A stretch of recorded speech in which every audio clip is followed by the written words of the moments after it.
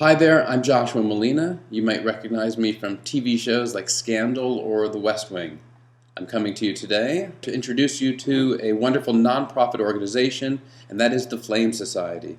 I was very honored when the Flame Society asked me to narrate their Vanguard television series, Reliving the Holocaust Through Their Eyes. It's a program that takes a unique approach to presenting the horrors and the heroes of the Holocaust to a 21st century audience. As you probably know, in addition to the 6 million Jews who lost their lives in just a few short years, 5 million non-Jews also suffered and died at the hands of the Nazis.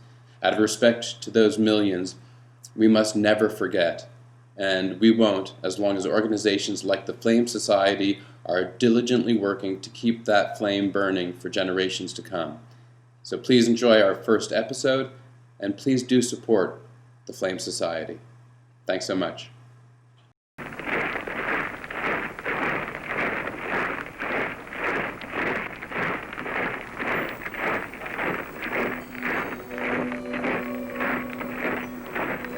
It was more than 70 years ago. Hitler invaded Poland and World War II began. Newsreels in this country showed the bombings and invasions, but the one side of the war that we didn't see until it was all over was the Holocaust, the attempted annihilation of the Jews. 29 million died during World War II. 11 million were civilians who were exterminated by the Nazis because they didn't fit the Aryan plan. In this program, we will hear what really happened, from the ones who survived, the ones who saved them, and the ones who came after them. These are their recollections, told in their own words, in Reliving the Holocaust Through Their Eyes. Welcome to Reliving the Holocaust Through Their Eyes.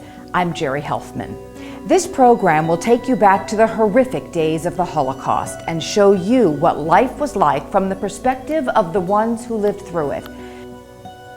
After Kristallnacht in November 1938, Germany was infested with anti-Semitism and oppression was prevalent everywhere.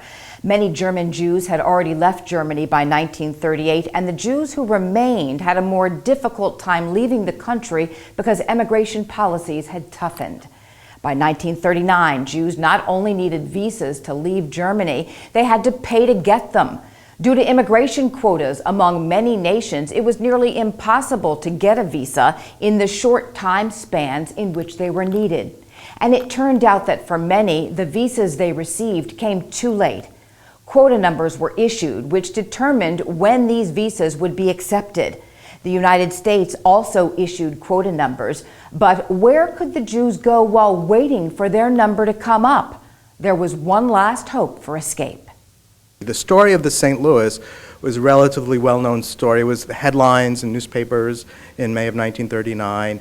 It was on the radio, but no one ever looked at the story from an individual perspective. There were 937 passengers on the St. Louis, so in effect there were 937 stories waiting to be told. So what were the German Jews to do? They desperately wanted to leave Germany, but how? May 13th, 1939, the ship, the St. Louis, set sail from Hamburg, Germany. As I said, carrying 937 passengers, almost all of them Jews fleeing Germany for their lives. This was 6 months after Kristallnacht. The passengers on the St. Louis booked passage to Havana. They got landing permits for Havana, and the idea was they'd wait in Havana, Cuba, until their waiting numbers came up. Without knowing it, almost every passenger on the SS St. Louis had purchased a landing permit for an inflated price, which by the time of sailing had already been nullified by Decree 937. Cuban police and immigration officials boarded the St. Louis Saturday morning and then suddenly left with no explanation. Several more officials boarded but then left without explaining why they had to anchor in the harbor, and no assurance was given that the passengers would be allowed to disembark. They had no idea of the international and political negotiations which surrounded their fate. The expectation of imminent departure transformed into anxiety as the waiting was prolonged from hours to days. On Tuesday, Captain Schroeder called the passenger committee for a meeting for only the second time. The committee had become distrustful of the captain. The days continued to progress, and the passengers became increasingly suspicious and fearful.